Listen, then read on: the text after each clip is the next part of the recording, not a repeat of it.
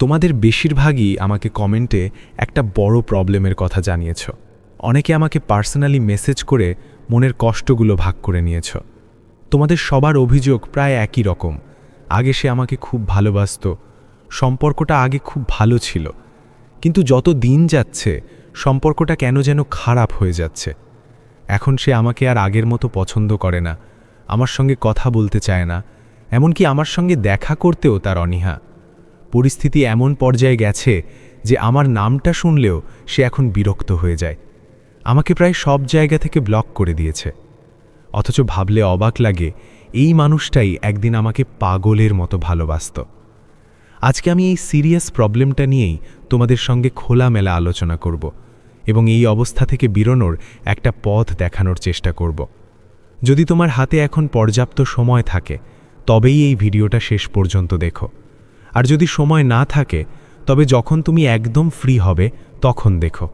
অযথা সময় নষ্ট করো না। আমি চাই না আমার ভিডিওর জন্য তোমার জীবনের একটা মূল্যবান মিনিটও নষ্ট হয়ে যাক। আমি চাই তোমার সময়টা কাজে লাগুক। সবার প্রথমে তোমাকে যে কাজটা করতে হবে তা হলো খুব ঠান্ডা মাথায় খুঁজে বের করা যে সম্পর্কটা আসলে খারাপ হচ্ছে কেন। কারণটা না জানলে তুমি প্রতিকার করবে কিভাবে? আমি তোমাদের দুটো প্রধান উদাহরণের কথা বলি, যে দুটো কারণে সাধারণত বেশিরভাগ সম্পর্ক নষ্ট হয়ে যায়। প্রথম কারণটা হলো একই কথা দীর্ঘদিন ধরে আলোচনা করে যাওয়া। যখন তোমরা কথা বলার নতুন কোনো টপিক খুঁজে পাও না, তখন সম্পর্কটা একঘেয়ে হয়ে যায়। খেয়াল করে দেখো, তোমরা প্রতিদিন একই জিনিস নিয়ে কথা বলছো। কি করেছো, কখন খেয়েছো, কখন ঘুমিয়েছো, সারাদিন কি করলে, আজ কি ড্রেস পরেছো, কার কার সঙ্গে দেখা হলো।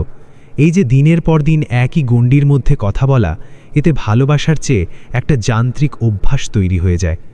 মানে তুমি তাকে ভালোবাসো বলে কথা বলছো না, বরং কথা বলাটা একটা রুটিন হয়ে দাঁড়িয়েছে। রাত 9টা থেকে 12টা কিংবা দুপুর 12টা থেকে 4টে, এরকম একটা টাইম শিডিউল তোমরা ঠিক করে ফেলেছ। সেই অভ্যেস অনুযায়ী দীর্ঘদিন কথা বলার ফলে কি হয়েছে জানো? সম্পর্কটা প্রচণ্ড বোরিং হয়ে গেছে। আর দ্বিতীয় প্রধান কারণটা হলো সম্পর্কটা ধীরে ধীরে মন থেকে সরে গিয়ে শরীর কেন্দ্রিক হয়ে গিয়েছিল। যত রাত বেড়ে যেত, তোমাদের কথা বলার ধরন তত বেশি শারীরিক আলোচনার দিকে ঝুঁকে যেত। যত শারীরিক আলোচনা বেড়েছে, সম্পর্কটা তত দ্রুত নষ্টের মুখে পড়েছে এবং একসময় তা নর্দমায় পরিণত হয়েছে। যদি তোমরা নিজের অজান্তেই এমন কোনো ভুল করে থাকো, তবে আমাকে কমেন্টে জানাতে ভুলো না। এবারে আসছি আসল কথায়। এখন কি করবে, বা কি করলে এই ভেঙে যাওয়া সম্পর্কটা আবার আগের মতো ঠিক হবে? আমি তোমাকে গ্যারান্টি দিচ্ছি, তুমি যদি এখনকার বলা কাজ দুটো ঠিকভাবে করতে পারো, তবে যে মানুষটা আজ তোমার সঙ্গ চাইছে না, তোমাকে ইগনোর করছে বা সম্পর্ক রাখতে চাইছে না বলে ব্লক করে দিয়েছে, সেই মানুষটাই আবার তোমার সঙ্গে কথা বলতে চাইবে। সে নিজেই তোমার জীবনে ফিরে আসবে, তোমাকে আবার আগের মতো ভালোবাসবে এবং তোমার সঙ্গে পুরোটা জীবন কাটানোর স্বপ্ন দেখবে। এখন থেকে প্রতিটি কথা খুব মন দিয়ে শুনবে। সবার আগে তোমাকে যেটা শিখতে হবে তা হলো অপেক্ষা। হ্যাঁ, ধৈর্য ধরে অপেক্ষা করা। যতদিন না পর্যন্ত সে নিজে থেকে তোমার সঙ্গে যোগাযোগ করছে, ততদিন তোমাকে এই অপেক্ষাটা চালিয়ে যেতেই হবে। তুমি যত হড়বড় করবে, তত সম্পর্কটা আরও বেশি খারাপ হবে। তুমি হয়তো ভাবছো, সে কথা না বললে আমি থাকতে পারছি না, আমি মরে যাব, আমি পাগল হয়ে যাব।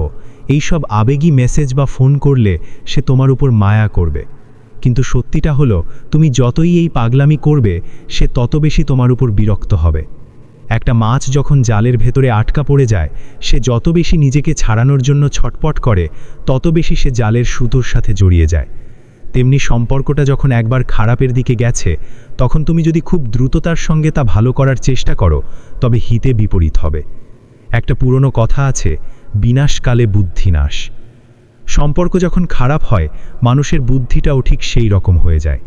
তারা এমন কিছু করে বসে বা রাগের মাথায় এমন সব কথা বলে ফেলে, এমনকি আমি অনেককে গালাগাল দিতেও দেখেছি, যাতে সম্পর্কটা চিরতরে চুরমার হয়ে যায়। তাই নিজের ওপর নিয়ন্ত্রণ রাখো, অধৈর্য হয়ো না। তোমাকে ধৈর্য ধরে অপেক্ষা করতেই হবে সেই দিনটির জন্য, যেদিন সে নিজে থেকে কথা বলতে চাইবে। একদিন না একদিন তার মনের রাগটা নিশ্চয়ই কমবে, আর সেই রাগ কমে যাওয়া পর্যন্ত তোমাকে একদম চুপচাপ থাকতে হবে।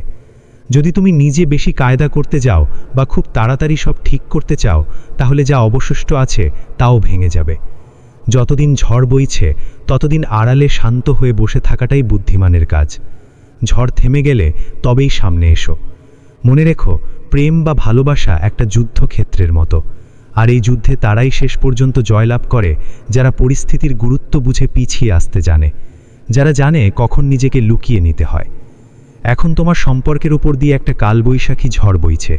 এখন তোমার পরাজয়ের সম্ভাবনা অনেক বেশি। তাই এখন তোমার প্রধান কাজ হলো নিজেকে শান্ত রেখে টিকে থাকা।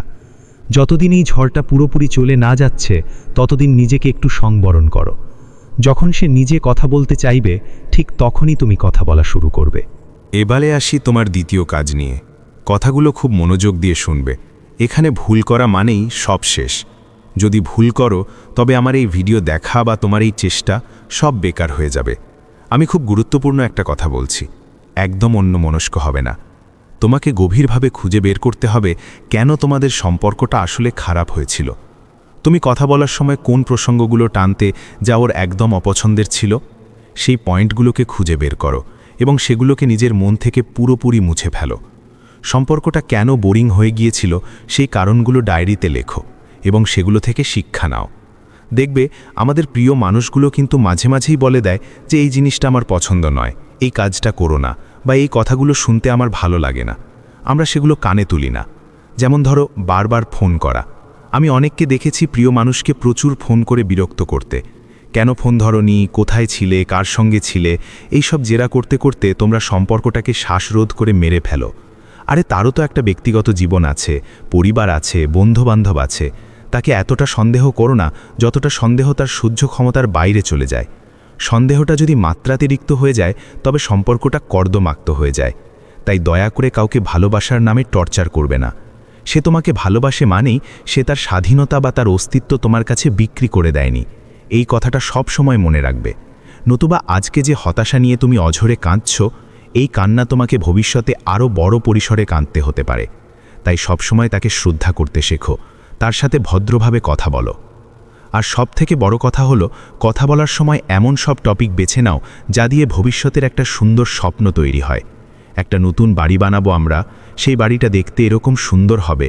বাড়ির ছাদের ওপর একটা চমৎকার ফুলের বাগান থাকবে, সেখানে একটা ছোট্ট দোলনা থাকবে যেখানে আমরা দুজনে বসে অনেক রাত পর্যন্ত গল্প করব। আমাদের আজকের এই ভুলভ্রান্তি আর তোতলামিগুলো তখন বসে বসে আলোচনা করব আর হাসব। আমাদের সন্তানদের নিয়ে কথা বলো, তাদের কি সুন্দর সুন্দর নাম রাখা যায় তা নিয়ে আলোচনা করো। যখন তোমরা ভবিষ্যৎ নিয়ে এমন ইতিবাচক আলোচনা করবে তখন দেখবে সম্পর্কের একঘেয়েমিটা একদম কেটে গেছে। এছাড়া নিজের ছোটবেলার হাসি খুশির গল্প তাকে শোনাও, বন্ধুদের সঙ্গে কাটানো মজার মুহূর্তগুলো ওর সাথে শেয়ার করো। ওর ছোটবেলার গল্পগুলো শুনতে চাও, ওর বাবা মায়ের কথা জানো, ওর পরিবার বা ওর প্রিয় বিষয়গুলো নিয়ে আগ্রহ দেখাও। এভাবে যদি সম্পর্কটাকে নতুন করে চালাতে শুরু করো তবে দেখবে পুরনো সেই বোরিং জিনিসগুলো আর নেই। তোমাদের চোখের সামনে তখন কথা বলার জন্য হাজার হাজার সুন্দর টপিক ভেসে উঠবে। আর যদি সেই পুরনো একঘেয়ে কথাগুলোই বলতে থাকো তবে একসময় দুজনেই ক্লান্ত হয়ে পড়বে এবং কথাবার্তাগুলো আবার সেই শরীর কেন্দ্রিক আজেবাজে দিকে চলে যাবে, যা সম্পর্কটাকে চিরতরে নষ্ট করে দেবে। তাই তোমাকে এই দুটো কাজ একদম মনোযোগের সাথে করতে হবে। 1, কোনোভাবেই ধৈর্য হারানো চলবে না, ঝড়টা পুরোপুরি থেমে যাওয়ার অপেক্ষা করতে হবে। 2, যখন সে একটু শান্ত হবে এবং স্বাভাবিক হবে, কারণ সেও তোমাকে ভালোবাসে তাই তাকে শান্ত হতেই হবে, তখন ওর সাথে এই নতুন ঢঙে আলোচনাগুলো করতে হবে। তুমি দেখবে তোমাদের সম্পর্কটা আবার সতেজ ফুলের মতো সুন্দর হয়ে উঠেছে। যে মানুষটা তার প্রিয়জনকে আগামীর সুন্দর স্বপ্ন দেখাতে পারে সেই মানুষটা কোনোদিন তার প্রেম হারায় না। তোমাকে এই স্বপ্ন দেখানোর শিল্পটা শিখতে হবে। যদি তুমি আমার বলা এই কথাগুলো ঠিকভাবে কাজে লাগাতে পারো তবে দেখবে তোমাদের সম্পর্কটা আবার নতুন রঙে রঙিন হয়ে উঠেছে। ভিডিওটা শেষ করার আগে একটা কথা খুব গুরুত্ব দিয়ে বলে যাই, বাইরের জগৎ থেকে সন্দেহের কোনো পোকা এনে তোমাদের ভালোবাসার ফুলের ভেতরে ছেড়ে দিও না, তাহলে ওই একটা পোকা তোমাদের তিল তিল করে গড়ে তোলা বিশ্বাসের ফুলটাকে কুড়ে কুড়ে শেষ করে দেবে। তাই তাকে ডানা মেলার জন্য অসীম আকাশ দাও। আকাশটা যতই বড় হোক না কেন, পাখি কিন্তু আকাশে কখনো ঘর বাঁধতে পারে না। ঘর বাঁধার জন্য তাকে সেই গাছের ডালটিতেই ফিরে আসতে হয়, আর সেই আশ্রয় দেওয়ার গাছটা লুকানো আছে তোমার হৃদয়ের গভীর ভালোবাসার ভেতরে। ভিডিওটা যদি তোমার ভালো লেগে থাকে এবং তোমার উপকারে আসে তাহলে লাইক দিও। আর আমাদের এই পরিবারে যদি এখনও যুক্ত না হয়ে থাকো তাহলে নিজেকে একবার প্রশ্ন করো, তুমি আসলে কি খুঁজছো? এমন জীবনমুখী কথা ছেড়ে তুমি আর কোথায় দিশা পাবে? সাবস্ক্রাইব করে আমাদের সাথেই থেকো।